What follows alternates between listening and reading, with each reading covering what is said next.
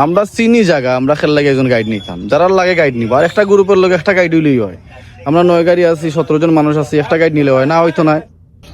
2 নং রুমা সদর ইউনিয়ন পরিষদ কোনো আছি কি জায়গা থেকে যারাই বগালেক যায় সাথে ফিরে গাইড নেওয়া লাগে। তো আমরা সবাই ওখানে পাইছি গাইড নেওয়ার লাগি। আগে যারা গেছে আইছে তারা আর তেমন গাইড উঠলে আসছে না, নতুন করে এই জিনিসটা চালু হয়েছে যে বাধ্যতামূলক গাইড নেওয়া লাগবো।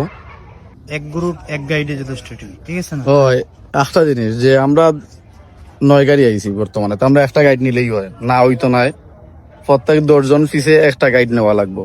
তারপরে একটা গাইড অন্য নেওয়া, তারপরে অন্য থাকা খাওয়া যা খরচ আছে সব বহন করা লাগবে। এটা কোন ধরনের নিয়ম? এটা একটা বাজে একটা মানে নিয়ম।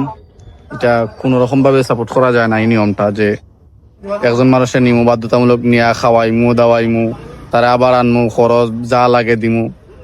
আমরা চিনি জায়গা, আমরা খেল লাগে একজন গাইড নিতাম, যারা লাগে গাইড নিব, আর একটা গ্রুপের লোক একটা গাইড হইলেই হয়। আমরা 9 গাড়ি আছি, 17 জন মানুষ আছি, একটা গাইড নিলে হয় না, হয়তো না। আমরা 10 জন পিছে একটা গাইড নেওয়া লাগবো, 10 জনের বেশি একটা গাইড নেওয়া যাইতো না। মানে এটার বিরুদ্ধে বাইকার যারা আছে সবাই প্রতিবাদ করে, আমরাও প্রতিবাদ এটার বিরুদ্ধে প্রতিবাদ করলাম।